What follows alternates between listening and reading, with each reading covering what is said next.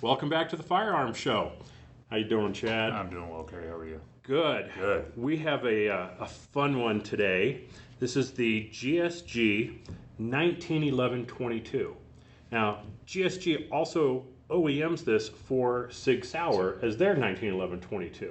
Yes. So any question about reliability should go out the window when you know that they're manufacturing the exact same gun for Sig. I agree. I think that's something to point out right from the top. But what is this thing, right? It's a 1911, but it's a 22. So what do we have here on the table? Oh, what you have here is the actual GSG 1922, 1911-22, and we actually have an actual 1911 and 45 auto. And the reason we did this is we actually wanted to show you that the actual frame sizes are identical on these, which makes it just super comfortable to shoot. I mean, it's super reliable. I mean, God, what a fun gun. It is a fun gun. Now, we could go into the whole history of the 1911 and how these came about, but there is so much information online. I agree. Go to Wikipedia. If you don't know the background of the 1911, it's worth reading up on because there's historical relevance to this. And There really is. the 1911-45 was used by our military for many years. Yes. So there is historical relevance to it, and that's why it's kind of fun to have something chambered in a 22 to give you the feel of the 45 without the cost of the 45. Yes. Because this gun, the GSG, sells for right around $400. So you're much cheaper than getting a 45. Obviously, ammo is a lot cheaper. Mm-hmm. So there's definitely some cost benefits to going with this one. Now, I will tell a story about how I came about getting this particular gun. So I had just moved to Colorado, and I had nothing available to me, and I was taking my NRA pistol certification, my pistol instructor certification class, and I needed a gun to use. So I call up Chad. I'm like, Chad, I need something easy to use that I can go and qualify at. I got to shoot at 15 yards. Now, students only have to shoot at 15 feet. I had to shoot at 15 yards. So I needed something that was going to be pretty reliable, that was going to be easy to shoot. And what did he give me? He gives me a GSG 1911-22. Not this one. Actually, it looks identical to this one with these same funky grips on it, which was quite fun taking out at a pistol instructor course. But I took it out, and now I'm doing this, and I'm not going to say that I'm some amazing shot or anything. I mean, I'm just an average guy. I'm probably an average shooter. I shoot probably more than most people, but I still don't think I'm an amazing shot by any stretch. And I'm in this class. There's 3 Marines, there's 2 cops, 2 previous instructors, and this other guy who's like, knows, he was like a walking encyclopedia of guns. So I'm a little intimidated going into this thing. And we were supposed to get some time to try out the guns that we had, because I had told him I had never fired it before. In fact, the gun itself had never been fired before, right? Brand spanking new gun, never fired, no idea if the sights are going to be accurate, and I've never shot it, so I'm a little intimidated. And he's like, Mr. Garrison, you go first. I'm like, uh-oh, this is going to be fun. Nailed it on the first try. Absolutely nailed the targets, and I'm like, well, I kind of like this. I have to get me one of these. And that's how it started. And, if you fire other people's guns, here we work with a lot of people that have a wide variety of guns. Yes. I mean, that's an understatement by a large margin. So we get to fire a lot of different firearms, and that's what happens, right? It's like, oh, I've got to get me one of these. and so it goes, right? Yes. So that's how I came to have a GSG 1911-22. Now, I will point out I've done a couple modifications to this. From CW Accessories, I've added the stronger guide pin because that was a weak point. Yeah, the guide rod, yeah. And a new barrel bushing and this little barrel, and as well as a new spring and spring retainer. So it does look kind of cool. I mean, there's no one on that side of the camera, so I'm going to point this right at the camera. That looks pretty cool. That does look cool. So there's that factor. So it is a cool looking gun. It does weigh the same as a 1911, or pretty close. I mean, the slide's made out of a slightly different steel, so your full size is going to still weigh more than this. But as far as shooting it, it's very comfortable. I think it's well balanced. Well, now let's go through our bullet list, right? We have use case. Why would someone get one like this? And I'm going to start off with a 1911 trainer. Agreed, 100%. That'd be a great trainer. You know, the actions are the same, the safeties are the same, everything is the same. So if you are wanting to get a 1911 45, or you already own a 1911 45, getting the 1911 22 is going to allow you to work on that muscle memory, using the safeties, really understanding the firearm without spending the cost of the ammo. Well, not to mention, I mean, you don't have to worry about getting, you know, the 22 kit and having the problems that seem to follow those. Yeah, you can get 22 conversions for these, but Not a big fan. I just haven't heard any raving reviews. Everyone says, yeah, they're okay. I don't want something that's okay. I want something that I know is going to work. It's designed for it. Now, the downside is you cannot convert this to a 45. It's just not designed for it. The magazine's not. The magazine well is. So it will not convert to a 45. But I don't care. Everything about it feels like a 45. And it's even designed to have a little bit of kick up to try and mimic the 45. Now, of course, it's not the same recoil. It's minimal, but it's still there. It's a fun gun. So we have, how about personal defense? Yeah. I'm gonna go with you on this one, right? Yeah. It's a 22. It comes down to it. It's still a 22. I mean, it's not going to hold the candle, you know, to the full size 45, obviously, for every reason under the sun. But I mean, realistically, I mean, shots in or shots in. Just good, you know. Obviously, this is just going to make bigger holes. I mean, let's get down to brass tacks. Yeah. Now, the flip side of that is because there's much less recoil, you can be on target a lot more. So you may be able to get more rounds on target with this versus the 45.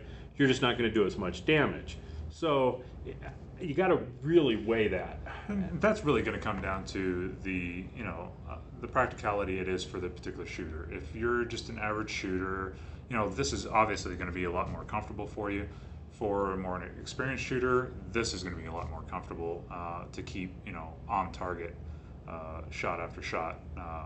But that all comes with experience. So start off with this, move to this. Yeah. Now the other thing is these are pretty big guns. So in terms of concealing, not so much. You can. Yeah, you can. I mean, I prefer full size. You know, compact myself, but if you're going to carry something that's full size, you probably want a bigger caliber. Yes. Again, I'd rather have it than not have anything. I'll agree with you. So there's that, but there's not an advantage of carrying the 22 concealed versus carrying a 45 concealed. You have the disadvantages of it being a 22. So there's kind of that. Now, in terms of actually getting out and firing it, the ergonomics of it, very good. I like it. It's just like a 45. It is. So comfortable. Very comfortable. Recoil. Not existent. Bink, bink, bink. Pretty much. Now, no one on the range is going to question what you're having when you're firing this guy either. You're not. This I purchased mine. I mean, solely for the purpose of actually taking my kids out to the range. So, I mean, and that was actually to get them over that shell shock of having that round go off. Yeah, and worked perfectly for that. My wife, her first shots were through this. We've taken people that we work with out to the range and used this as their first gun just to kind of get over that fear of recoil, and then slowly moved them up into 9mm and 45s if they really wanted to, but generally into the 9mm. So in terms of that, it's great. It's great.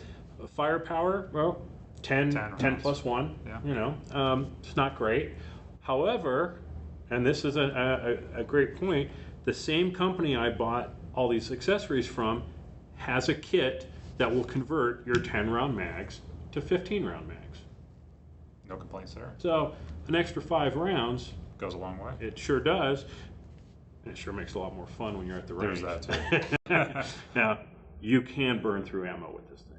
Yes, very quickly. So if you are cost sensitive, don't buy more mags.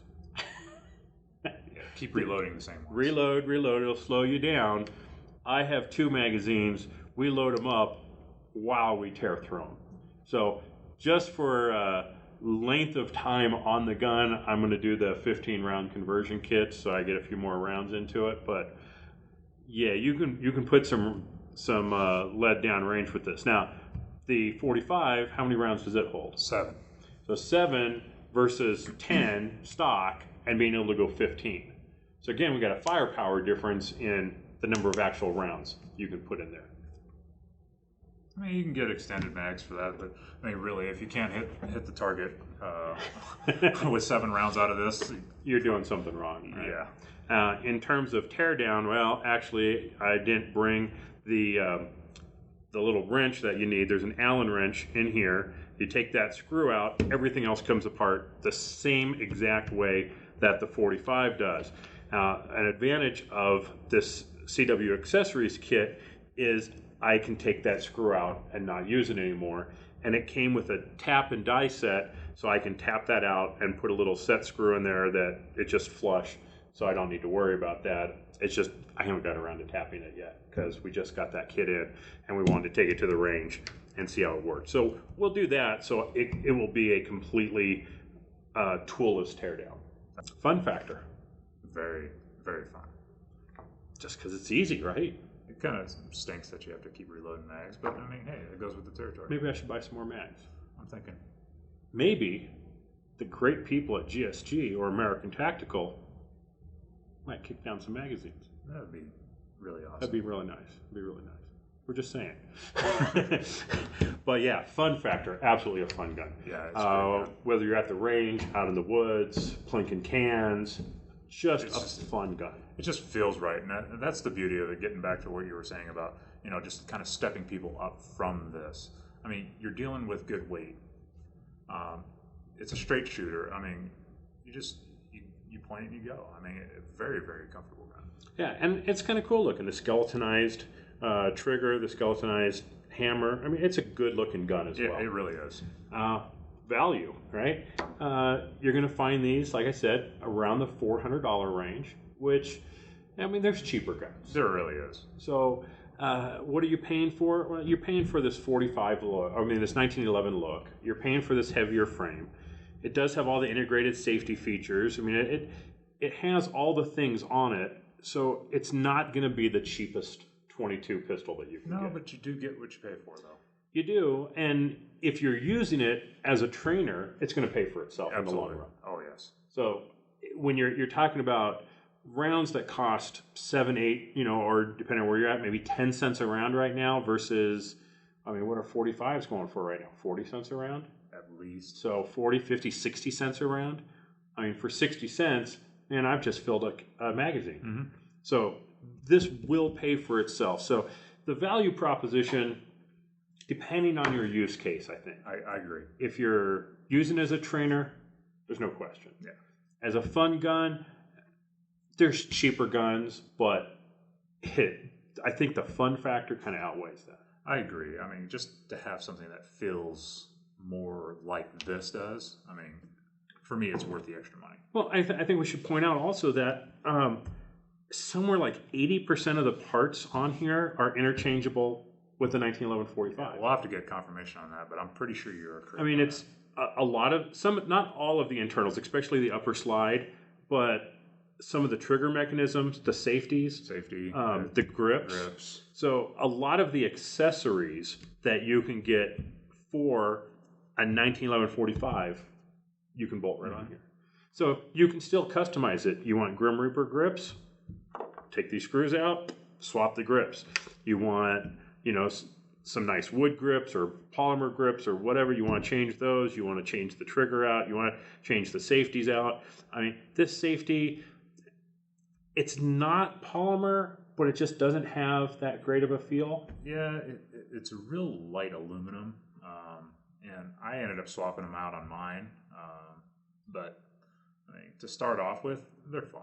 I mean, I do like, and if you notice the difference here, it does have ambidextrous safety on it. That I do like. So that to me is a plus over this particular 1911. There are some that have that. Some you can modify to have that. But the fact that it does have the ambidextrous safety for me is a biggie because now you're right-handed. You shoot right-handed. I'm right-handed. I'm left eye dominant. So I have it in my right hand, but I'm shooting left-handed. So I need something that's a little more tuned to my style, a little more versatile, exactly.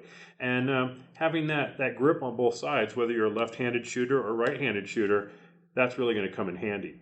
And I'm not sure, but I think I read in the manual that you could swap the magazine release to being on the other side. But to me, that's not a big deal. The rest of it, a lot of these other parts are totally interchangeable. Mm-hmm. So from a long-term value, the fact that you can accessorize it and customize it, I think is worth noting. That's huge. So the GSG 1911-22, fun, accurate, reliable, hard to go wrong, right? No, it really is. It's a great weapon. So we'll catch you next time.